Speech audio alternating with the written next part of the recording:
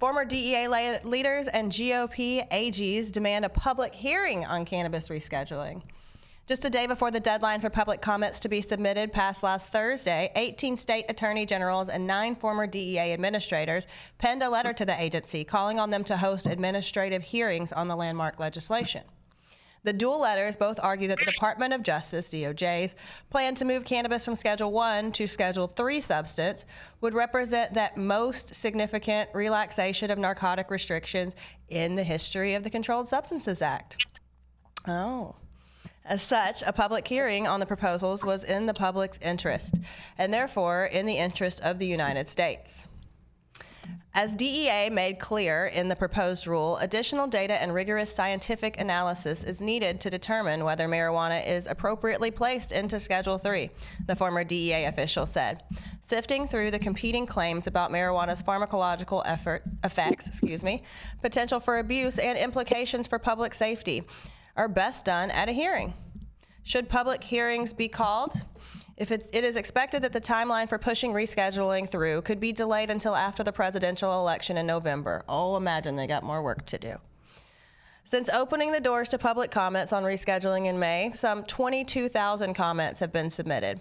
While the policy's critics, such as the campaign group Smart Approaches to Marijuana, SAM, have argued that the 60-day window is insufficient and should be extended by another 30 days to gather comprehensive feedback, others have come out in support of the proposed changes.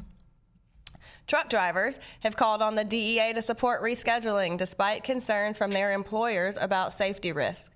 While a few of the over 20,000 comments on the DEA's rulemaking process come from truck drivers, those that do are overwhelmingly in favor of the change, Benzinger reported. Drivers argue that cannabis should be treated similarly to alcohol, citing its lower risks in accidents. The American Truckers Association, however, raised safety concerns and suggests that reclassification would still require strict regulations to prevent impaired driving. All right, well, listen, my mommy is a truck driver. Shout out to my biological mommy. Very cool decision after all her kids moved out of the house, and she said, I've never been anywhere, fuck it, I'm gonna drive a truck. And I know that they're not allowed to have alcohol in their trucks, even when they're stopping, even when they're, on a 24, 48-hour break, right? So I think that it's really interesting that the truck drivers, that's a lot of comments from truck drivers.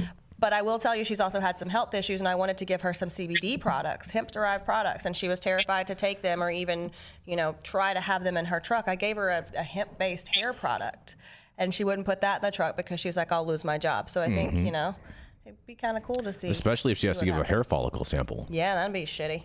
Mm-hmm.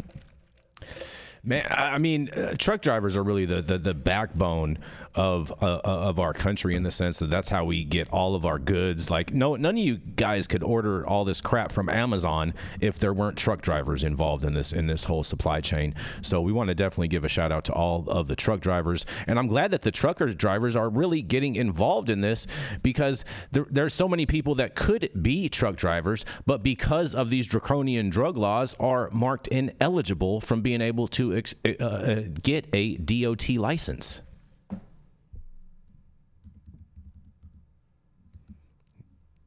You there, Yarrow? Yes. Okay. All right. Just wanted to make sure. I think we need to still come up with some sort of fair test for cannabis. It's ridiculous. It's the same thing for heavy equipment operators. Like if you're a heavy equipment operator, you can smoke speed and do coke and drink all you want because at the end of the weekend none of that's going to show up in your pee. But you can't smoke a couple joints of bong hits because if you have any issue, you lose your license, you lose your job, you lose your health care, et cetera. They need to be, what? I think there's no interest in the government or powers that be making a more fair, equitable cannabis drug test because it's way better to anyone who might be using cannabis and therefore be considered, abnormal, atypical, or somewhat revolutionary. What I thought was interesting was that Sam was complaining about the 60-day window for comments and suggesting that be a 90-day window.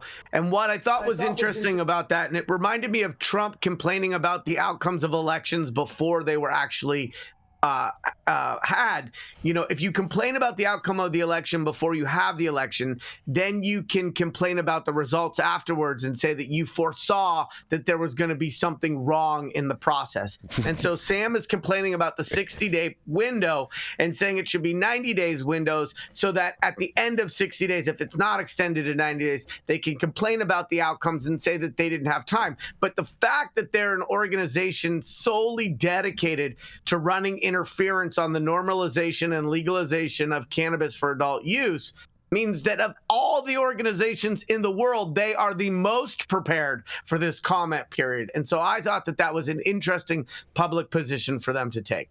I think that it's interesting that they're noting that it's not going to be completed until after November. Jason, there's more work to do. I'm also curious as how do they know by the public comments that a majority of these people that have commented are truck drivers? How do they know that? I think you're probably going to have to put in, maybe they are self-volunteering that's their.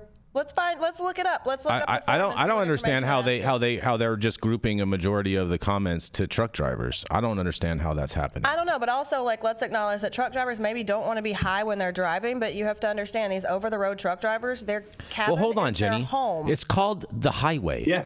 Can you hold on? It's called the highway in the first place. I'm just saying. Interrupting for a very valid point. I love that. That is a very valid point. It's called the highway. Or the freeway.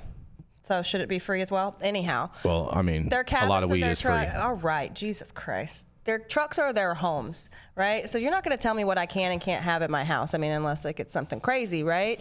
So if other people are allowed to have it in their homes, then you should be able to at least keep it in your home. Maybe they need to talk about when you can and can't use it and whatever. And obviously, if you're driving a giant freaking 6-ton bomb down the street, you shouldn't probably be high while doing so.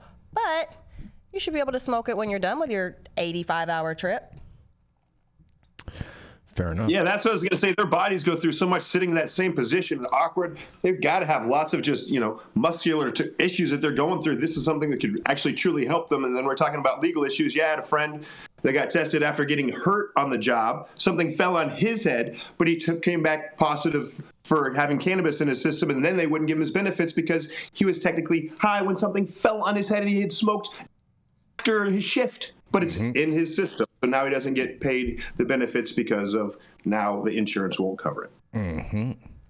Was the object that fell on his head also high? Because I could see that becoming a problem. But I mean, I don't think. By high, do you mean it was elevated above his head prior to falling? No, I meant was it stoned? Got it. Yep. Okay. Just for clarity purposes. You know what I mean? Any thoughts on this, Matthew St. Germain, before we move on? No, sir. Okay. All right. I love you all. All right. Fair enough. We're going to roll into our final commercial and we're going to be right back.